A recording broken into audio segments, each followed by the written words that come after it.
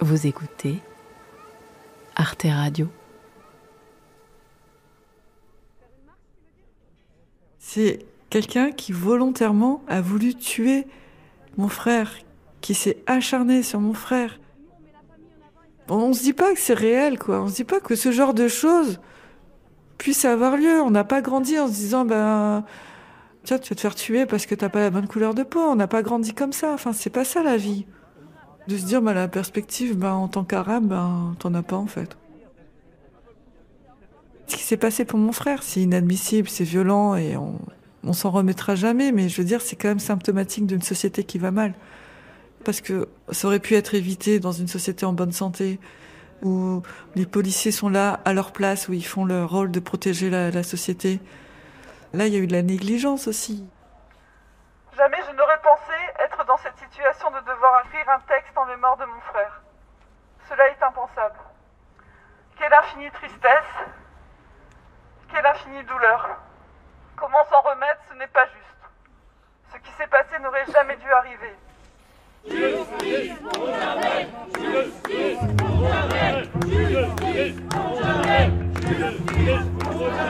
Le plus souvent dans l'histoire, Anonyme était une femme. Les bras se sont levés, les bouches sont exclamées. Maintenant, il faut des mots. Ça dure toute la vie, une évasion. C'est tout le temps à refaire. Le féminisme est une révolution, pas un réaménagement des consignes marketing.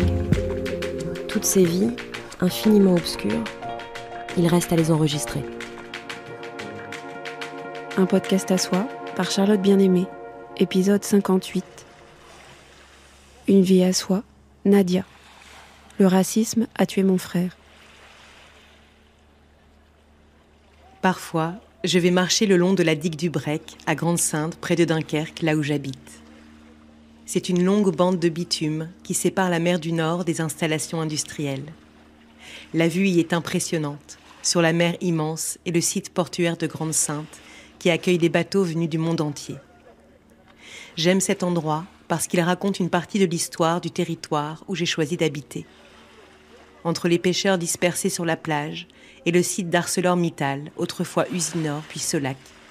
Cette usine a été construite après la guerre, en grande partie par une main-d'œuvre étrangère, dont des Polonais venus des mines du Nord-Pas-de-Calais qui commençaient alors à fermer. Ils ont été rejoints par des Italiens, des Espagnols, des Portugais, puis des Algériens et des Marocains. La ville de Grande-Synthe est ainsi passée d'un village de 1900 habitants à 20 000 en quelques années. Grande-Synthe est aussi connue pour sa politique d'accueil des personnes exilées, mise en place par le maire écologiste Damien Carême jusqu'en 2019. Jamel Benjabala, dont sa sœur Nadia va vous parler ici, est né à Grande-Synthe. Leur grand-père faisait partie de ces ouvriers immigrés venus d'Algérie après la guerre. Il a travaillé toute sa vie à ArcelorMittal.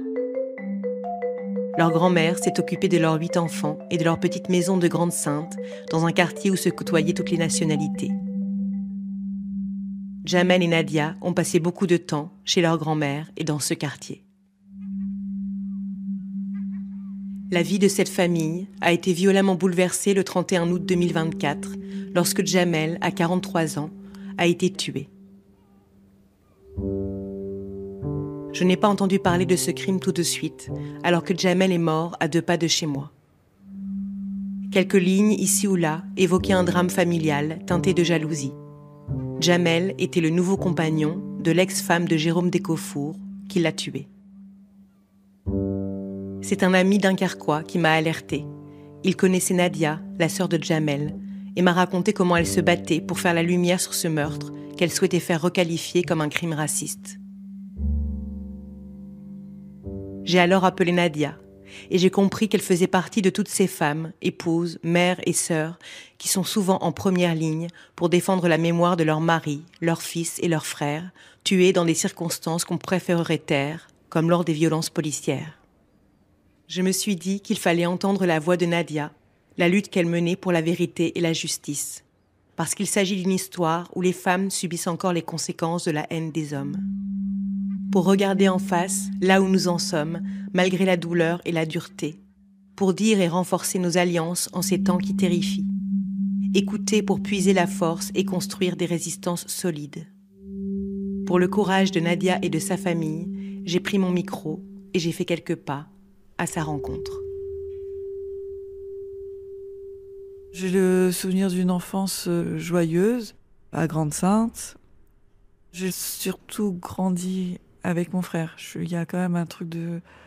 On est à deux, quoi. Donc on a côtoyé un peu les mêmes endroits. Le collège Anne-Franck, ça va être le lycée du Nord-Dover, l'école de musique, la médiathèque, la piscine. On allait en colo ensemble. Après, on était animateurs. Il avait un truc comme ça de relationnel où il était bien avec les enfants. Très vite, il s'est tourné vers l'animation, vers... il y a aussi ce côté, la fibre sociale, on va dire. Enfin, ça, je pense qu'il y a un héritage aussi familial de par ma mère. Ma mère, c'est l'aînée aussi de toute sa fratrie. Ils étaient 8. Et donc, voilà, elle a l'habitude de porter... Et ma mère m'avait inscrite avec mon frère à l'école de musique à des tarifs accessibles. C'était une façon aussi de ne pas traîner les rues, de s'occuper intelligemment. Lui, c'était pas trop son truc de faire la musique. En revanche, moi, j'ai vraiment accroché et il y a un truc qui s'est passé. La musique est devenue une évidence. Je savais que c'était mon chemin, en fait. Tu veux faire un film ?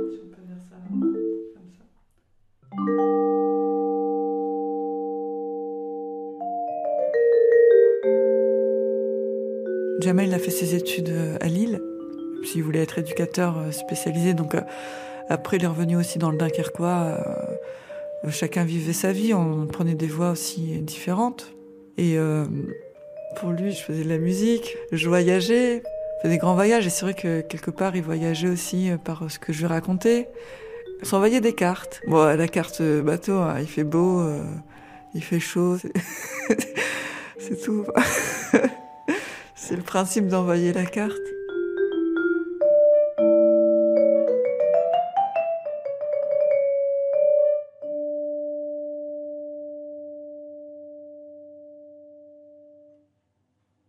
Le 31 août 2024, j'étais avec Adrien, mon compagnon, on rentrait...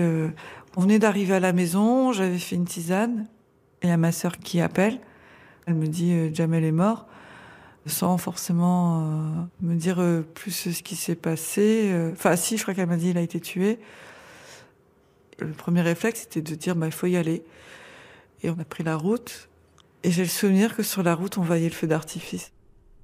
Et j'ai appris après qu'en fait, là, mon frère, il était en train de se préparer pour aller voir le feu d'artifice. Quand je suis arrivée chez mes parents, on savait juste que Jamel était mort. Les circonstances, on connaissait pas. Personne, il n'y a aucun officier qui est venu nous dire votre fils est mort. Enfin, ou au moins une information officielle. Enfin, à chaque fois, c'est nous qui devions insister pour avoir des informations. On nous disait rien. C'est l'ancienne compagne de mon frère qui a contacté mes parents. On leur a dit il faut aller à Capelle. On leur avait pas dit que mon frère était mort. Donc ils y sont allés et ils ont vu un drap avec mon frère en dessous. Donc ils ont été marqués par cette vision en fait. Et à aucun moment on leur a proposé une prise en charge psychologique. C'était quand même les parents de la victime. Le lendemain, je suis allée au commissariat puisqu'on avait besoin juste d'avoir le certificat de décès. On me dit non, revenez l'après-midi. Là, les personnes elles sont pas là. Donc on revient l'après-midi. En plus, on tenait à peine debout, on n'avait quasiment pas dormi, on mangeait pas, enfin on n'était pas... Ils disaient non, en fait on peut pas vous le donner, faudrait appeler demain. Ce qu'on ne savait pas, c'est qu'en fait il y avait une autopsie à faire vu que c'était un crime. Et donc on était assujettis, voilà, de temps en temps une bribe d'informations qui nous disait voilà, le lundi on savait que l'autopsie aurait lieu le vendredi. Après le vendredi on savait que l'autopsie était terminée, donc on pourrait peut-être récupérer le corps, mais on savait pas encore quand. Même pas un minimum de pédagogie, même de la part des policiers, pour nous dire ça va se passer comme ça. Nous, on essaie d'avoir des infos, on essaie de voir un peu la presse, ce qui paraissait pour savoir ce qui s'était passé. Donc à chaque fois, on a avancé au fur et à mesure. Moi, le lendemain, je suis allée voir Vanessa, la compagne de mon frère, qui tout de suite m'a dit que c'était raciste. C'est elle qui a tout vu, ce qui s'est passé. Ça s'est passé devant chez elle. Elle m'a montré exactement où ça s'est passé. Il y avait encore la trace de sang sur la route. Ils étaient en train de finir de manger. Le tueur, Jérôme Descofour, donc qui est l'ex de Vanessa, a prétexté qu'il devait rendre un bracelet à sa fille. Il est arrivé à une heure où c'était pas prévu qu'il vienne. Je crois qu'il aurait dû venir avant. Donc mon frère est allé le voir pour lui dire de les laisser tranquilles parce que on a découvert que mon frère s'était fait harceler par ce type, qu'il l'avait insulté en disant sale bougnoule, sarrasin, rat, de cet ordre-là. Après, il y a eu les enfants. Il a dit oui, je veux voir mes enfants. Donc les enfants sont descendus. Ils sont allés dire bonjour à leur père. Ils sont rentrés dans la voiture. Et là, mon frère, il a eu peur qu'il s'enfuit avec les enfants. Et visiblement, ça a été corroboré par un voisin qui a vu ce qui s'est passé, Jérôme Descofour. Il a essayé une première fois de lui rentrer dedans, mais il l'a pas eu. Mon frère, il a réussi à se retirer. Et là, il a dit, il a essayé de me tuer, etc. Enfin, voilà, il était en panique. Je crois qu'il a essayé d'appeler la police. Donc, le tueur avait les enfants dans sa voiture, donc il a fait demi-tour. Il a laissé sortir les enfants. Vanessa les a récupérés. Et là, il a accéléré. Et il a percuté mon frère, qui est tombé une première fois sur son toit, et après, à côté de la voiture. Et là, il l'a écrasé une première fois. Ensuite, il a fait une marche arrière. Et il a refait une marche avant dessus. Il a pris la fuite. Ma nièce a tout vu. Elle a hurlé « Papa, papa !» C'est un cri qui a transpercé. Les voisins l'ont entendu et ils ont été marqués en fait.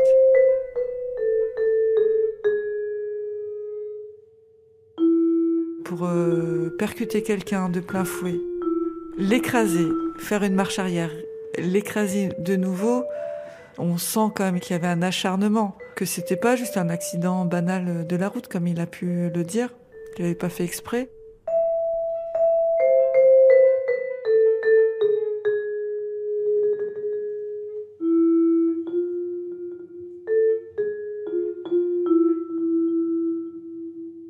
Après, moi, j'ai vu les plaintes classées sans suite que mon frère avait portées, quoi. Et là, j'ai pu lire aussi et comprendre le calvaire qu'il avait vécu, que ça s'inscrivait quand même dans le temps, depuis presque 3 ans. Des mois, des jours, des semaines, des années. Il nourrissait une haine envers mon frère, qui était le nouveau compagnon, en fait, de Vanessa, mais qui était exacerbé par le fait que ce soit un arabe. Le tueur avait eu 2 enfants avec Vanessa, donc il n'hésitait pas à utiliser ses enfants pour atteindre mon frère, par exemple en offrant un cochon à sa fille, une peluche, mais vraiment comme ça, quoi. Des chocolats pour Pâques en forme de cochon. Ils revenaient de vacances, les enfants du tueur et de Vanessa, avec un saucisson où c'était écrit halal dessus. Dans la Switch, il avait mis un surnom anti-bougneux. C'était que ça, tout le temps. Il avait même dit que Vanessa, c'était un cul à bougnoule. Et il y a eu quand même un moment où mon frère a dit « Je me sens pas en sécurité ». Il a des armes chez lui. Dans les plaintes, ça apparaît. Enfin, il mentionnait clairement son inquiétude et sa crainte pour sa vie. Même ça n'a pas fait bouger les policiers. Peut-être qu'ils l'ont convoqué, je sais pas, mais au moins perquisitionner chez lui pour voir qu'il y avait une armada en fait chez lui, des armes chargées, des obus dans une zone pavillonnaire. Ils ont quand même trouvé une machette, une arme chargée dans le coffre de sa voiture. Quand il est venu prétexter, rendre un bracelet pour sa fille.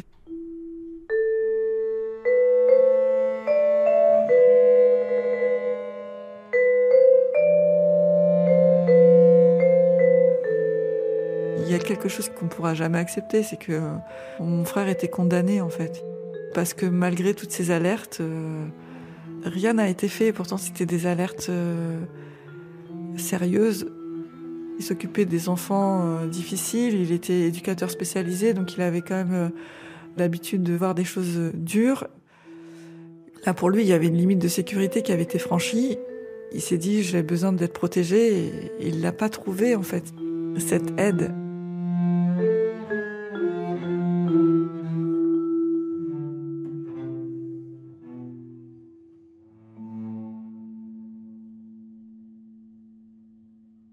On a eu vraiment très très peu de temps pour dire au revoir à mon frère. Parce qu'au moment de récupérer le corps, comme l'officier n'était pas là, donc ça a encore décalé. On était encore une fois bousculés, malmenés.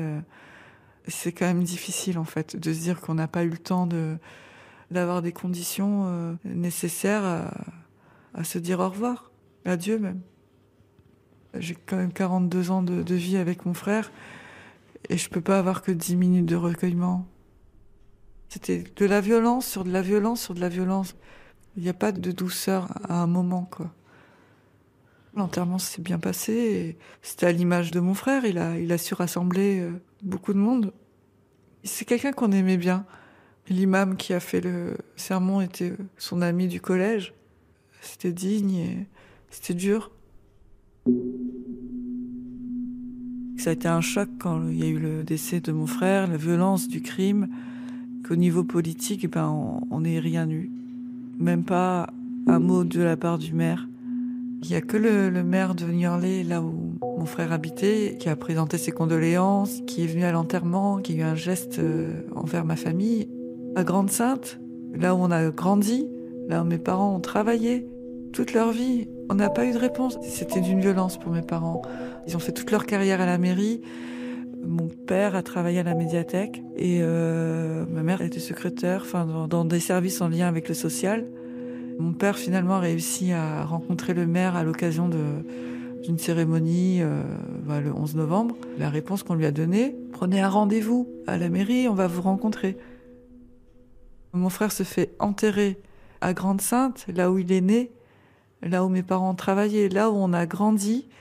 Une ville qui se donne l'image d'humaniste. On ne pouvait pas s'attendre à ça. Il y a une sorte d'insignifiance parce que, je sais pas, c'est parce qu'encore on est des Arabes. J'en sais rien. Ça rajoute, on appuie encore plus. Il y a eu d'autres drames qui se sont déroulés et là, le maire a pris la parole. C'est aussi un enfant de la ville qui est mort. C'est quand même une belle personne qui meurt dans une indifférence totale. C'est ça qui est inadmissible aussi au niveau local. C'est un choc. Pour moi, il y a un mythe qui s'effondre avec la ville de Grande-Synthe. Ceux qui veulent signer la lettre peuvent le faire, on vous l'a distribuée. Dans les journaux, à aucun moment il était mentionné que c'était un blanc qui avait tué un arabe. On était assez choqués de la façon dont était traité l'assassin, de dire en gros il s'est rendu à la police. Limite de vouloir lui donner un côté sympathique. Ça semblait être un crime passionnel, un crime de jalousie. Ça fait mal aussi de voir que la vérité, elle n'est pas dite entièrement, en fait. Madame la procureure de la République, nous, associations élus et personnalités publiques des Hauts-de-France, sommes solidaires de la famille Benjabala qui réclame la vérité et la justice sur ce qui nous apparaît comme un crime raciste, loin de constituer un simple fait divers. Les circonstances entourant ce crime relèvent des aspects particulièrement graves. Jamel Benjabala, un père de famille, a été tué sous les yeux de son enfant et de sa compagne dans un contexte où son meurtrier, Jérôme Decofour, n'avait cessé de proférer à son encontre des injures racistes et islamophobes. On s'est rendu compte que le tueur, Jérôme Decofour, il fait partie de la Brigade française patriote, qui est un groupe identitaire néo-nazi qui s'entraîne pour une éventuelle guerre civile où il faudra tuer les Arabes. Ils ont un slogan, c'est se préparer et résister. C'est des gens qui sont armés, c'est une milice très organisée. Et Jérôme Decofour, il y a beaucoup de photos où il est avec d'autres personnes, avec le badge, la casquette, le sac. Ils ont trouvé ça le jour du meurtre de mon frère. Dans tout ce qui se passe depuis le début, il n'y a pas de lumière en fait. Les révélations concernant la Brigade française patriote suscitent une inquiétude légitime. Ce groupe, composé notamment d'anciens militaires et policiers, s'organiserait autour de camps d'entraînement clandestins situés dans les Hauts-de-France et se prépare à une guerre civile visant explicitement à s'en prendre aux communautés issues de l'immigration.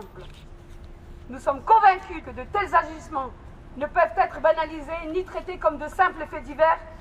En 2025, alors que notre pays se bat pour préserver des idéaux de liberté, d'égalité et de fraternité, il est impératif que ces organisations terroristes criminelles soient éradiquées et que leurs membres soient jugés avec la plus grande sévérité.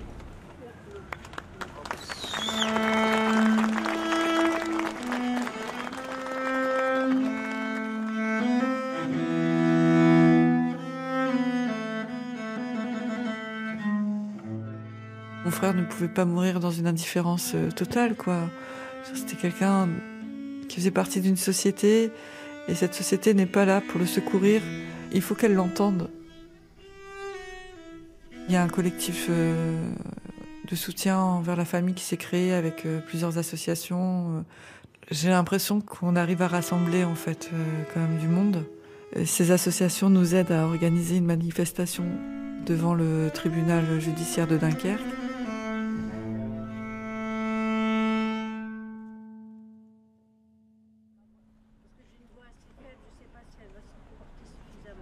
Ma mère va prendre la parole. Je voulais alerter aussi sur ce qui s'était passé, porter la parole de mes parents, la colère, la souffrance de mes parents, que ça s'entende en fait. Ils avaient besoin de dire des choses, qu'on les écoute. Jamel est né en 1981 à Grande-Sainte. Il intervenait au sein de l'association d'action éducative et sociale en direction d'enfants en difficulté. Il y travaillait depuis plusieurs années. Ce métier, certes difficile, lui plaisait énormément. Jamel était un éducateur animé de la volonté farouche d'amener les enfants en difficulté dont il avait la charge vers un chemin moins chaotique. Jamel ne recherchait ni gloire ni richesse, mais aspirait modestement à une vie simple et tranquille. C'est par nature quelqu'un de bon, de dévoué, d'intègre et d'une grande loyauté. C'est un bon père de famille. Nous n'avons pas compris le silence des élus du Dunkerquois. Monsieur le député Gauquel, notre représentant à l'Assemblée nationale, s'excuse de ne pas pouvoir être présent au rassemblement de ce soir. Cela fait 2 fois, monsieur le député, que vous faites faux bond à notre famille. D'abord pour l'enterrement de Jamel et aujourd'hui. Pourtant, n'est-il pas de la dignité, de la charge qu'occupent les élus humanistes que de rééquilibrer les choses, d'endiguer la haine, c'est-à-dire en dénonçant sans relâche toutes les formes de discrimination et a fortiori quand celle-ci tue. Jamel a été victime d'un attentat. Il a été victime du terrorisme.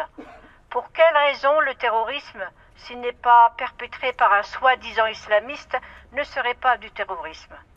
Nous espérons que la justice ne négligera pas cet aspect. Jérôme Descofour est un terroriste. Justice pour Jamel! Justice pour Jamel! Justice pour Jamel! Justice pour Jamel! Justice pour Jamel! Justice pour Jamel! Justice pour Jamel! Justice pour Jamel!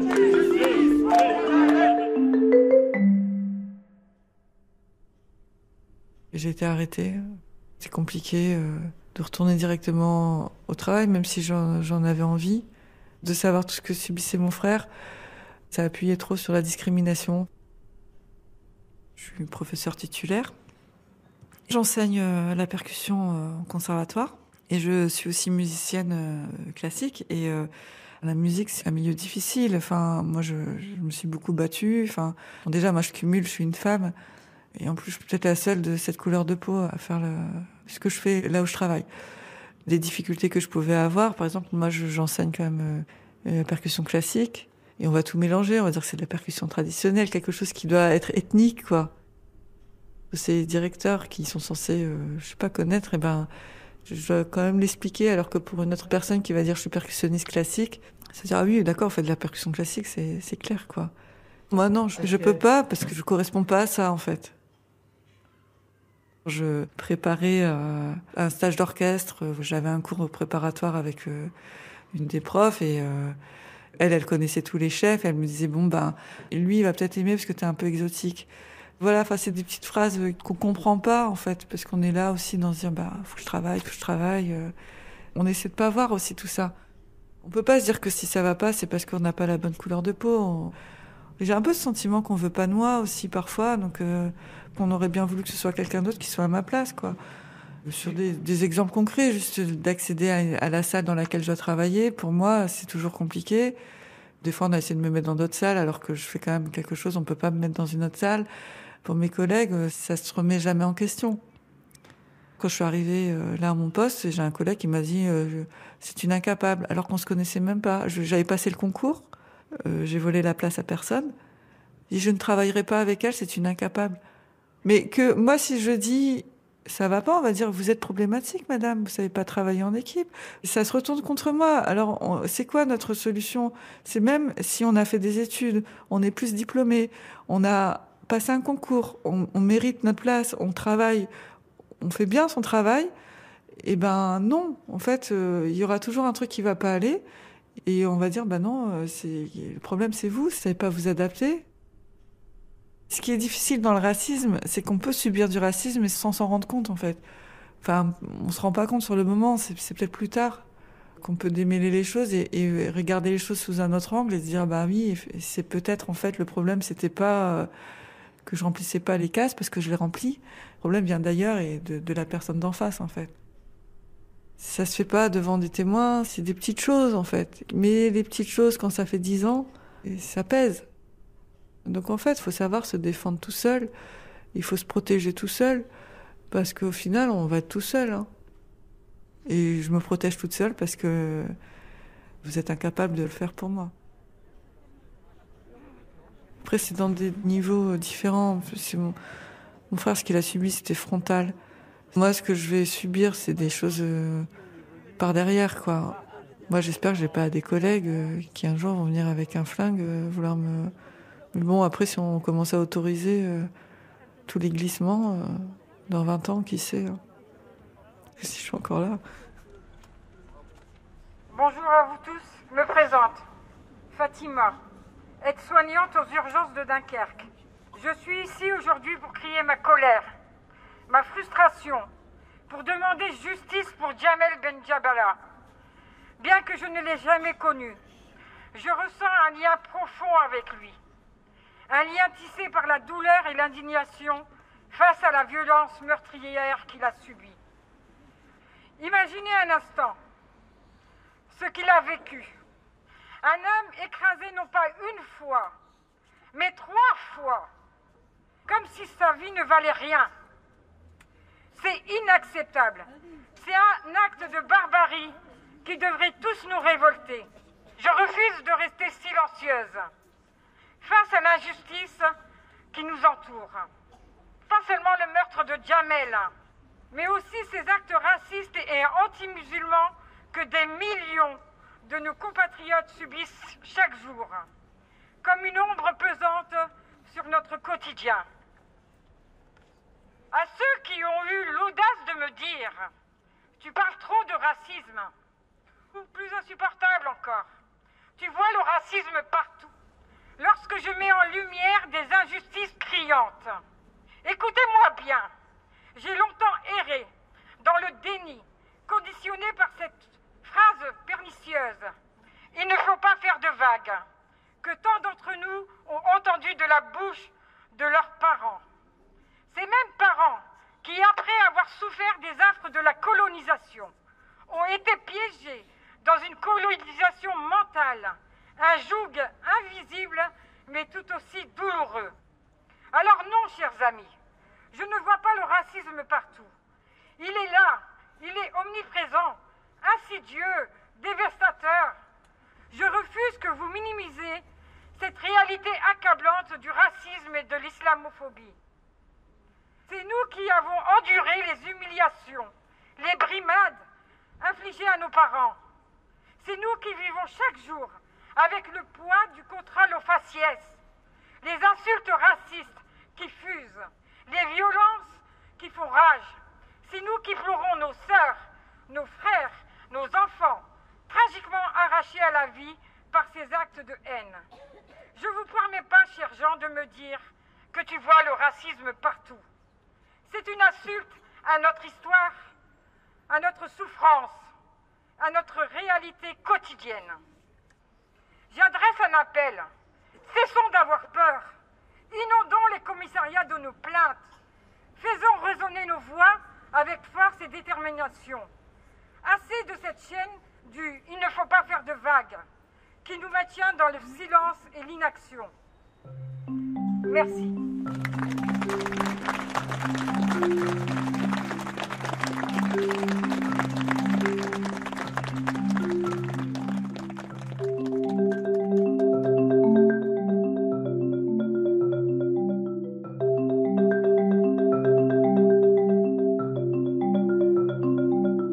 derniers temps, la musique a une part particulière parce que c'est vrai qu'elle m'aide beaucoup dans le deuil.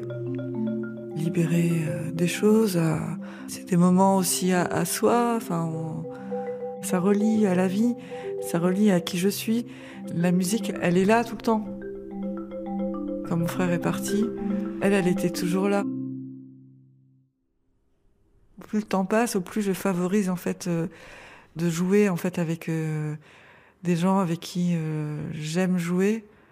Je joue aussi à l'Opéra d'Alger. Et c'est une grande fierté aussi parce que je suis franco-algérienne et ça a été une très belle expérience. Je me suis sentie bien. J'étais jamais allée avant et je regrette de ne pas avoir pu le faire plus tôt. Même ça, le rapport à l'Algérie, mon frère en fait envisageait d'y aller là bientôt. Donc c'est vrai que il projetait aussi d'emmener sa fille et c'était un projet qui lui tenait à cœur de se reconnecter. Il y a des choses qui résonnent vraiment et qui vibrent une fois sur place, en fait.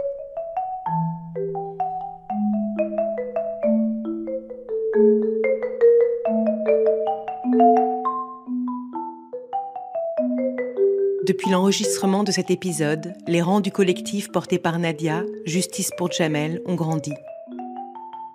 Dans une vidéo postée sur Instagram, l'ancien maire écologiste de Grande-Synthe, Damien Carême, a réclamé la requalification du meurtre de Djamel en crime raciste. Le député socialiste Julien Gauquel a demandé la dissolution de la Brigade française patriote, milice d'extrême droite survivaliste, dont faisait partie le tueur Jérôme Descofour. Les députés insoumis ont quant à eux reçu la famille Benjabala à l'Assemblée nationale et s'apprêtent à parler de cette affaire lors d'une question au ministre de l'Intérieur. À la suite de Mediapart et Blast, l'Humanité a consacré un article complet sur ce crime, titrant en une « Djamel Benjabala, autopsie d'un crime raciste ». J'ai aussi découvert que le tueur Jérôme Descofour ne cessait de remettre en question le jugement concernant la garde des enfants qu'il avait eu avec Vanessa, et d'envoyer des messages haineux à celle-ci, imposant son emploi du temps pour les voir.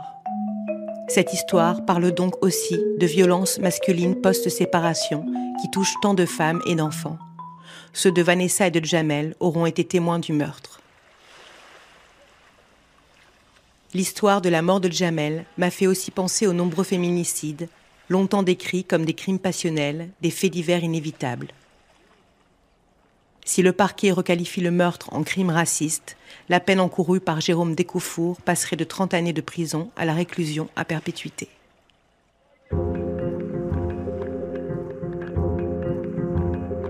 C'était un podcast à soi de Charlotte Bien-Aimée, réalisé par Annabelle Brouard. Accompagnement éditorial, Sarah Bénichou. Illustration, Anna Vandagogussé. Réseaux sociaux, Marie Vrobel. Merci à Julien Brigaud et Nina Faure. Un podcast à soi est produit par Arte Radio. Vous pouvez le réécouter sur toutes les plateformes de podcast et sur le site arteradio.com. Écrivez-nous à l'adresse unpodcastasoi@artefrance.fr, sur le Facebook Arte Radio, l'Instagram Charlotte Bien-Aimée ou le Twitter Un Podcast à Soi. Et si l'envie vous en dit, vous pouvez prolonger l'écoute avec un livre à soi ou l'épisode de Bookmaker consacré à l'écrivaine Alice Zeniter sur Arte Radio. Arte Radio. Vive la radio, vive les podcasts, vive la révolution féministe. .com